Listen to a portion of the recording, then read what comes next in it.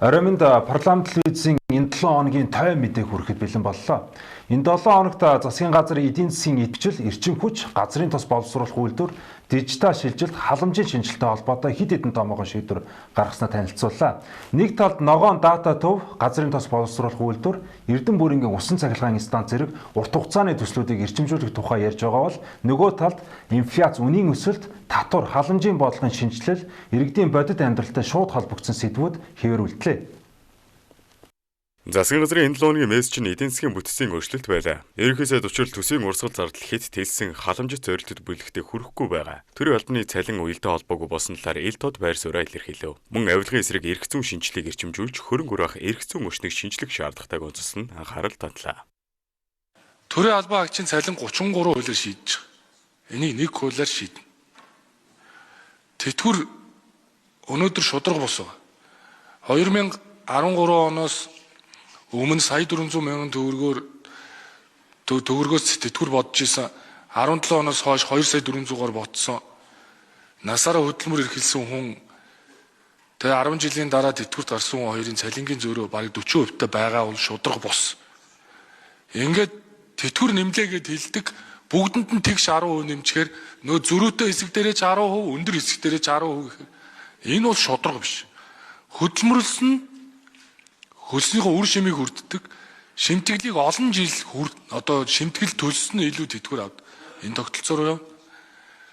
Өнгөрсөн хугацааны графикийг үзэхэд сонгуулийн яг мөчлөг болгоны 4 сард дандаа нөгөө халамж нэмээд, тэтгэвэр нэмээд, наад малчны бага хуульч бас яг 24 оны парламентаар гарчихгүй.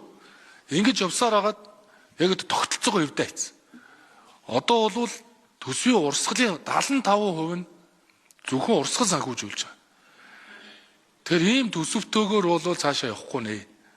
Тэр ер нь одоо ингээд зовлонгоо үннээ яриад төсвөө бэлдэж байна. Энэ төсвийн урсгал дээр реформ хийх цаг бол ирчлээ. Эдийн засгийн бодлогын хүрээнд газрын тос боловсруулах үйлдвэр болон Эрдэнэ бүрэнгийн усан цахилгаан станцын төслийг санхүүгийн хувьд тасалдуулахгүй үргэлжлүүлэх хуулийн төслийг дахин улсын хурлд өргөн барихаар болсон нь энэ 7 хоногийн томоохон шийдвэрүүдийн нэг байлаа. Засгийн газар бүтээн байгуулалтын ажлыг хурдасгана гэж мэдэгдэж байгаа ч өмнөх жилүүдийн удаашрал, санхүүжилтийн асуудал бодит сорилт хэвээр байна. Монгол улс Орос улбаны улсын засгийн газар хооронд байгуулагдж байгаа агаарын хөлгийн түлш нийлүүлэх гэрээ сойрхон батлах хуулийг өргөн барихаар тогтлоо. Та бүхэн бас мэдж байгаа Орос улбаны улсын ерөнхийлөгч Владимир Владимирович Путин 2024 оны 9-р сард Монгол улсад альчилж байсан. Энэ үед одоо хоёр чухал гэрээг манай хоёр улсын засгийн газар байгуулсан. Энэний хоёр дахь гэрээ нь бол одоо нефтийн бүтээгдэхүүнээр Монгол улсыг тасралтгүй хангах энэ гэрээ бас байгаа. Энэ хоёр гэрээ хоёулаа хүчин төгөлдөр мөрдөгдөж байж хоёулаа хүчин төгөлдөр ажиллана гэсэн. Одоо хоёулаа зэрэг ажиллана гэсэн ийм одоо нөхцөлтэй.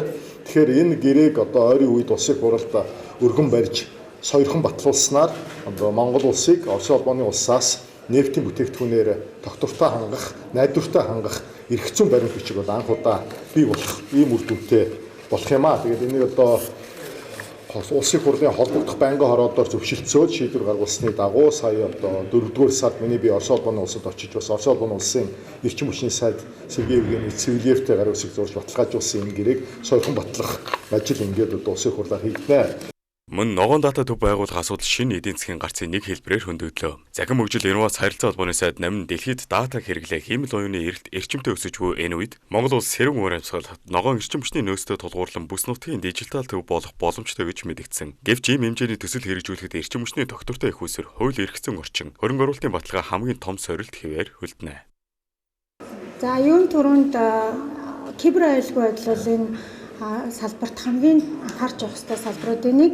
За хэдийгээр бид нар одоо бүх салбарыг мэдээллийн технологижуулж байгаа боловч кибер аюулгүй байдал дээр анхаарч байгаа зүйл бол одоо бас сул байгаа. Тэгэхээр бид нар цаашдаа кибер аюулгүй байдал дээр анхаарахын тулд дэд бүтэц, технологи, за дээрэс нь систем хөгжүүлэлт, сүлжээ гэдэг олон зүйл дээр хөрөнгө оруулах шаардлагатай байгаа. За энийг хийсний нөгөө талд нь одоо энэ иргэдийн эмзэг мэдээллийг төр алдлаа гэсэн зүйл бол гараагүй. Хувийн хвшил дээрээс тодорхой түвшинд мэдээлэл бол алдагдсан зүйл байгаа. За иргэдний ялангуяа эрүүл мэндийн салбарт яагаад энийг би баттай хэлж чадж байна вэ гэхээр төр дээр иргэдийн эмзэг мэдээлэл нэг дор байдаггүй.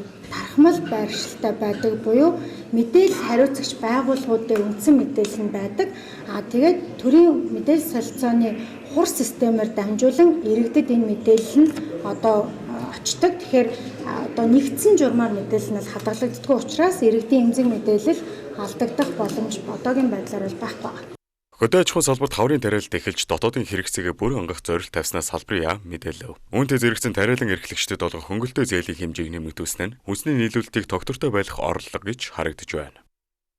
За та бүхэн мэдж байгаа ер нь хаврын тариалалтанд Монгол Улсын засгийн газраас бол онцгой анхаарал хандуулж энэ тариалалтыг хэвээ явуулах, тариалалтд учирч байгаа хүндрэл бэрхшээлүүдийг даван туулах, хөнгөлөх олон асуудлууд бас хэлцэгдсэн. Нөгөө талдаа Монгол Улсын засгийн газрын тэргүүний дэвшүүлэн тавьж байгаа чөлөөлийн санаачлагын хүрээнд энэ хүнсүдэ аж ахуй хөнгөн үйлдвэрийн салбарт бас нэлээдгүй эрх зүйн одоо өөрчлөлтүүд, шинжилтүүдийг бас бид тодорхой хэмжээнд хийсэн байгаа. Тэгэхээр өнөөдрийн хуралдаанаар бол манай газар тариалангийн салбар бол 2026 оны хаврын тариалалтанд бол бас онцгой анхаарал хандуулж ер нь Монгол Улсынхаа дотоодын нийт хэрэгцээг хангана гэсэн ийм том зорилт тавиад 630 гаруй мянган гад одоо төмс хүнсний ногоо Улаанбуудаа тариалнаа гэсэн ийм одоо чиглэлтэй одоо зорилго тавьсан. За үүнийхээ хүрээнд энэ тариалангийн аж ахуй нэгжүүд за иргэдэд зориулж одоо шатхууны хөнгөлөлтөө үнээр хангах, за зээлийн их усүрүүдийг шуурхаа олгох,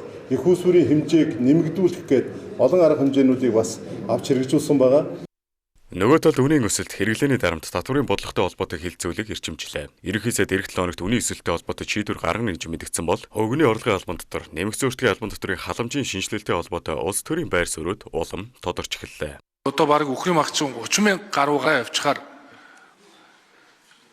малчид болохоор маха 13 4 мянгаар зараад идэг. Бид бол мэдээж одоо малчдынхаа одоо экспортыг бол хоригдж болохгүй. Тэгээ дэмжих ёстой.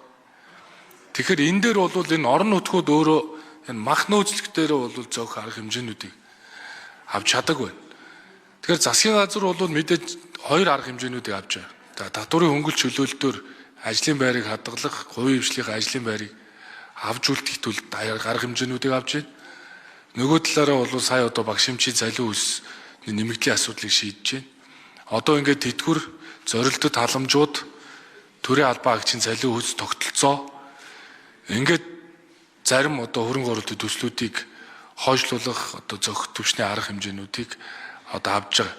Дээрэс нь одоо Монгол банкнаас орж ирж байгаа мөнгөний бодлого нь өөрөө төсвийн бодлоготой уялдах ёстой гэж бид нар олон жил ярьсан. Тэгэхээр Монгол банктай одоо энэ асуудлаар бол харилцсан уулзалт хэлцэх одоо тодорхой асуудлууд дээр ярилцж байгаа. Одоо мөнгөний бодлого төсвийн бодлого бол уялдахгүй байна. Хэд хатуу бодлого бол яг одоо зээлийг ч гэсэн хумжлаа. За яг мэдээ валютын ханш сайн байгаа сайн хэрэг. Гэхдээ богино хугацааны арга хэмжээ авч хэрэгжүүлэхээр эх 7 оны 3 дахь засгийн хурлаар үнийн өсөлттэй холбоотой арга хэмжээнүүдийг авах шийдвэр гаргана.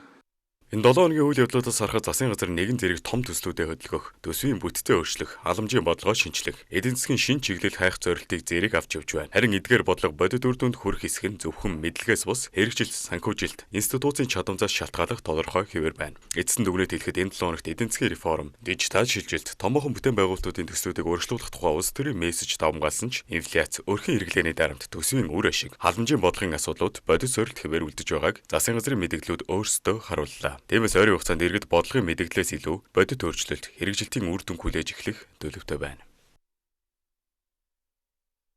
Ардсан намын 4.1 мэдээллийн цагаар засгийн газраас өргөн мэдүүлсэн татварын дарамтаас чөлөөлөх багц хуулийн талаар мэдээлэл хийлээ. Татварын багц хуулийн төсөл нь бодит байдал дээр бизнес эрхлэгчдийг дэмжих бус харин эдийн засгийн хүндрэлтэй үед татвар татаасаас ирэх дарамтыг улам бүр нэмэгдүүлсэн шинжтэй байна гэж мэдээллээ. Өнөөдөр макро эдийн засгийн алдаатай бодлогын улмаас хөрөнгө оруулалт саарч инфляц өсөн улсын төсөв тасалдах хэмжээнд хүрээд байгааг засгийн газрын гишүүд өөрсдөө ч хүлээн зөвшөөрч эх 6 дугаар сард төсвийн тодотгол хийхээр төлөвлөж байна. Ийм нөхцөлд аж ахуйн нэгжүүд татвар төлөх дургүйдээ бос үйл ажиллагааны орлогогүй болж боломжгүй байгаадаа татвараа хугацаанд төлж чадахгүй байна. Гэтэл шинэ хуулийн төсөлд татвараа хугацаанд нь төлөөгүй тохиолдолд ирээдүйд олох орлогын 80% үл маргах журмаар шууд судахаар заасан нь аж ахуйн нэгжүүдийг дампуурал руу түлхэх аюултай гэсэн юм.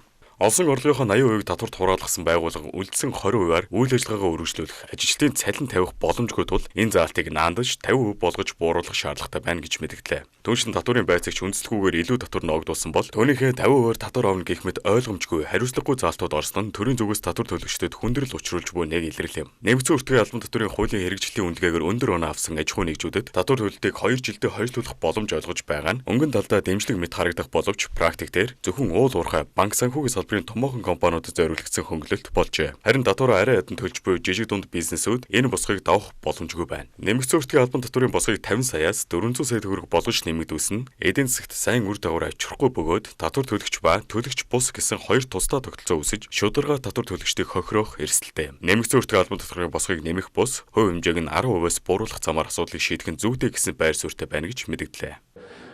Инфляц өсөж байгаа. Дээрэс нь макро эдийн засгийн буруу бодлогын алдаатай бодлогын улмаас бол төсөв тасалдсан, орлого орж ирэхээ болсон, бараа үйлчилгээний зах зээл хумигдж байгаа энэ нөхцөл байдалд бол татвараа төлж чадахгүй байгаа.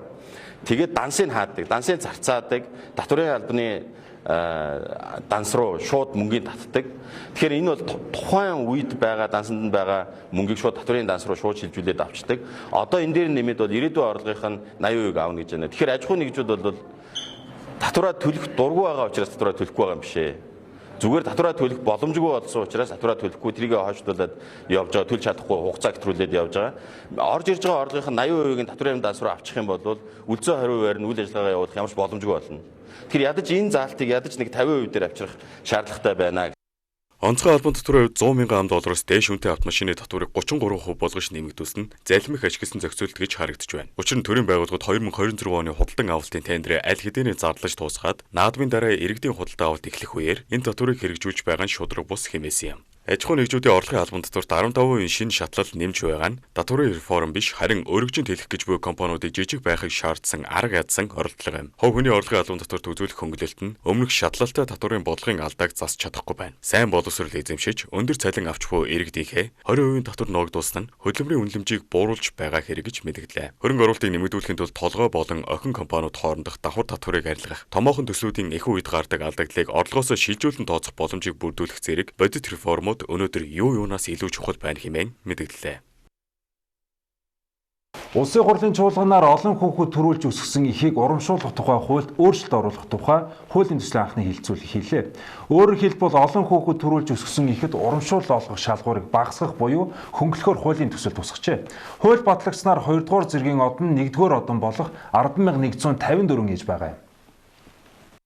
Олон хүүхэд төрүүлж өсгсөн эхийг урамшуулах тухай хуулийн төслийн зорилго нь нэгнээс хүрээгүй хүүхдээ алдсан эхчүүдийн эрхийг хамгаалж урамшуулал дэмжлэгт хамруулах. Олон хүүхэд төрүүлсэн эхчүүдийг ялгуулахгүй байхад чиглэж байгаа юм. Өдгөө өвчин төгөлдөр мөрдөгдөж буй хуулийн үйлчлэх хүрээ буюу 3-1-1 заасан 4 болон түүнээс дээш хүүхэд төрүүлж өсгсөн гэдэгт бага хүүхэд нэгнээс хүрэхэд 4 ба түүнээс дээш хүүхэдтэй байсан бөгөөд үүнд 3 хүртэлх наснд нь өршлөн авсан хүүхэд байгалийн аюулт үзэгдэл, осол, өвчин, гэмтэргийн улмаас нас барсан 1 ба түүнээс дээш настай хүүхдэд хамаарна гэж заасан. Хуулийн уг зохицуултын дагуу 6 ба түүнээс дээш хүүхэд төрүүлсэн эхэд эхийн алдар 1-р зэргийн оданг, 4 ба түүнээс дээш хүүхэд төрүүлсэн эхэд эхийн алдар 2-р зэргийн оданг олгодог. Дээрх зохицуултаар урамшуул авах болцолд бага хүүхэд нь 1 нас хүрсэн байх, нас барсан хүүхэд нь 1 ба түүнээс дээш настай байх зэрэг нөхцөл тавигдаж байгаа нь хүүхдийн эрхийн тухай конвенцийг зөрчиж, хүүхдийг насаар нь ялгуурлан гадуурх нөхцөл бүрдүүлсэн хэмээн хууль санаачлагчид үзсэн байна.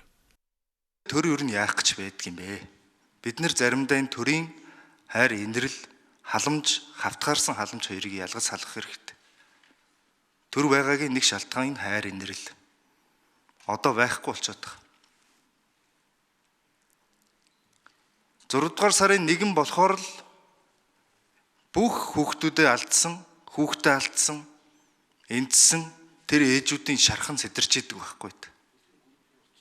Энийг төр нь ангая гэж байгаа. Энийг санаачилж байгаа би ингэшүүдтэй үнэхээр талархаж байна. Энийг бол эрэгтэйчүүд ойлгохгүй. Хүүхэд тээж төрүүлж өсгөнө гэдэг юу болохыг ямар ч ухаантай эрэгтэй хүн байлаа гэд ойлгохгүй, мэдэрч чадахгүй. Тэм учраас энэ хуулийг үнэхээр дэмжиж байгаа. Заавал дэмжиж байгаа. Би одоо яг нэг өөрийнхөө ойр байгаа жишээгээр л ярьж байгаа. Ээжиг маань одоо төрн зэмлэхэ болж байгаад би их баярлж байна. Түрүү өөрийн төв гişүн маш тодорхойлж хуулийн нэрэн дээр хуулийн нэр төрүүлж өсгсөн гэж байгаа. Зөв. хуулийн нэр төрүүлж нас бийд хүргэсэн гэж бичээгүй байхгүй. Гидсэнд олдсон цагаасаа хэвлийд олдсон цагаасаа тэр хүүхэд өсөж байгаа. Тэгэхээр хүүхэд төрүүлсэн бол дор хаяж 10 сар хэвлийдээ өсгөж исэн байна. Хуулийн төслийг батлагдсанаар алдар тэхийн одон шинээр авах 27100 ээж, 2 дугаар зэргийн одон 1-р одон болох 10154 ээж байна. Мөн одонтой ээжүүдэд олгох тэтгэмжийн хэмжээ 7.5 тэрбум төгрөгөөр нэмэгдэх бөгөөд 2027 оны 1-р сарын 1-ээс дагаж мөрдөхөөр заажээ. Японы зээлийн санхүүжилтийг хэлэлцлээ. Эрчим хүчний хэмнэлттэй ногоон дата төв байгуулах төслийн талаар хэлэлцэв. Газрын тос боловсруулах үйлдвэр байгуулах төслийн талаар хэлэлцэв. Агаарын хөлгийн түвш нийлүүлэх тухай хэлэлцэв. Сэргийгдэх эрчим хүчний салбарт анх удаа өрсөлдөөнд сонгон шалгаруулалт зарлалаа. Монгол улс нэгдсэн үндэсний байгууллагын хөгжлийн бэрхшээлтэй хүмүүсийн эрхийн тухай конвенцэд 2009 оны 5 дугаар сарын 13-ны өдөр аль биесээр нэгджээ. Олон улсын совилогчдын өдрийг тохиолдуулсан совилогч тандаа баярлалаа. 2026 улсын зөвлөгөөнд төрийн ордонд болов. Хариуцлагатай бизнес ба хүний эрхийн магадлал шинжилгээ уулзалт хэлэлцүүлэг болов. Улсын хурлын тухай хуульд нэмэлт өөрчлөлт оруулах тухай хуулийн төсөл өргөн мэдээлв. 2026 оны төсвийн орлого 1.4 их найдаар тасалджээ. Сэлб 20 минутын хот төслийн талбайд 2258 инженер техникийн мэрэгчлэн ажиллаж байна. Шар өвсний гал төмрөөс сэргийлэхээр хөдөлгөөнт эргүүлийн 150 албаагч ажиллаж байна. Эрүүл мэндийн сайд Батчуугар Дэлхийн банкны бүсийн төлөөлөгчдийг хүлээн авч уулзлаа. Хувь хүний орлогын албан татварыг 1 куб болгохтой холбоотой хуулийн төслийг санаачлагч гишүүд мэдээлэл өглөө. Нээлттэй нийгэм форумаас төсвийн нээлттэй байдал 2025 олон улсын судалгаан дах Монгол улсын дүнг танилцууллаа. Улаанборхны батлагдсан тохиолдлын тоо 15,000 давж энэ сарын 8-нд 1 хүн нас баржээ. Алдар тэгчүүдийг урамшуулгад тавьж буй шаардлагыг хасгаар болов. Сидней Франкфурт хотод ерөнхий консулын газар нээхийг дэмжив. Монгол улсын хийн салбарын хөгжил аюулгүй байдал дэвшилтэт технологийн хамтын ажиллагааг өргөжүүлэхээр зөвлөлдөв. Эрдэнэс тавталгаа хувьцат компани болон дархан төмөрлөгийн үйлдвэр төрийн өмчит хувьцат компани удирдлагуудыг сольж томиллоо. Өмнөгөө бонд 150 тэрбум төгрөгийн санхүүжилт төвлөрүүллээ. Өргөлийн байнгын орооны гишүүд орон сууц захиалах худалдан авах гэрээгээр хохирсон иргэдийн төлөөлөлтөд уулзлаа. Монголд анх удаа боловсролын салбарын 5 жилийн хугацаатай шинэ Монгол 3 бондыг амжилттай гаргаж хүндэтгэлийн цан цохилоо. Монгол улсын гавьяат малчай Ахмад Дайчин олноо фронт хэмээн нэрлэгдсэн 104 настай цэгмэдийн амьдралаас сэдвлэн бүтээсэн түүхэн ном баримтат кино нээлт боллоо. Монгол Германы соёлын өдрүүдийн хүрээнд жаз хөгжмийн тоглолт Монгол улсын консерваторид боллоо. Дэхүү хамтлаг Америк нэгдсэн улсад ээлжид аялдан тоглолтоо эхлүүллээ. Энэтхэгийн Скандинавиар хотод эхэлсэн хүндийн өргөлтийн насан туршидын Азийн аврах шалгаруулах тэмцээнд манай тамирчид оролцохоор мордов. Үндэсний цэцэрлэг түрээдэн орчмын 80,000 ам метр талбай зам зогсоол барих ажил 50% байна. Замын үед эргэлтийн депог өргөтгөж бие даасан татах хэсэг болгожээ. Гэр бүлийн өдөр тохиолоо. Хүний эрх ба цахим технологи олон нийтийн хяналт шалгалтын тайлан танилцуулав. Каны кино нотын маркетед Монгол улсаас 6 бүтээл танилцуулжээ. Сэлэг аймагт химэл оюун ухаанд суурилсан онцлогооны төхөөрөмж нэвтрүүлж эхэллээ. Дархан уул аймагт 730 гаруй мянган мод тарихаар төлөвлөжээ. Хөгжлийн бэрхшээлтэй эмэгтэйчүүдийн оролцоо ба мандал чуулган Сэлэнг аймагт зохион байгуулагдав. Өмнөгөө аймагт урьдчилан сэргийлэх хүслээр 1482 хүүхдэд харааны өөрчлөлт илэрчээ.